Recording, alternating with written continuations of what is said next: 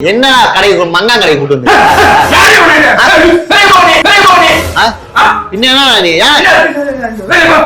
எனக்கு 82,000 அப்ரூவல் ஆச்சா ஆகலையா?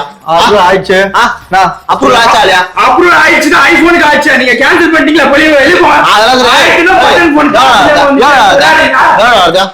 நான் ஐபோன்ல இது போட்டு பண்ணேன். ஐபோன்ல இல்ல, நீ வெளிய போனி. 82,000 அப்ரூவல் ஆச்சு நம்மளுக்கு. நமக்கு வந்து 1000 போன் லெஸ் பண்ணா பேலன்ஸ் 80,500 நீங்க கொடுங்க. காசு சாப்பிடு, வெளிய போ, லூசா இருக்கு.